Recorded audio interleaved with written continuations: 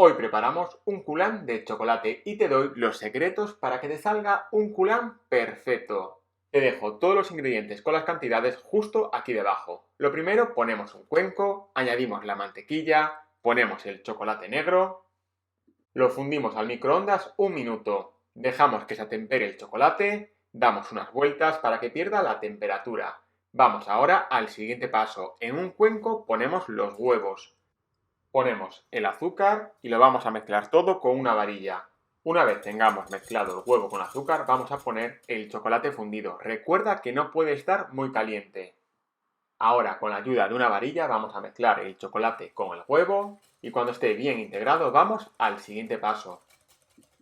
Incorporamos la harina, pero vamos a tamizarlo para que no quede ningún grumo de harina. Ponemos el cacao y tamizamos todo.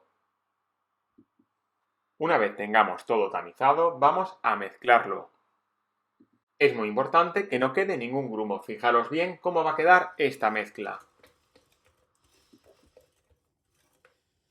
Ponemos un poco de sal a la masa y mezclamos. Recuerda que tienes los ingredientes apuntados justo debajo de este vídeo, en la biografía. Una vez tengamos la masa, vamos al siguiente paso. Engrasamos unas flaneras. Yo utilizo estas que son antiadherentes, pero aún así siempre lo engraso.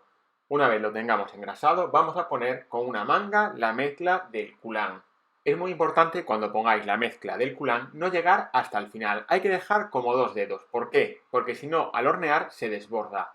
Una vez tengamos la mezcla puesta, vamos a hacer, como estáis viendo, agitar un poco, dar unos golpes contra la mesa. Vamos al paso más importante. Con el horno caliente a 190 grados dejamos los culanes 10 minutos. Retiramos y vamos ahora a dejarlos reposar. Los dejamos al aire un par de minutos. Pasado el tiempo ya podemos desmoldar los culanes y a disfrutar de estos culanes de chocolate que están increíbles.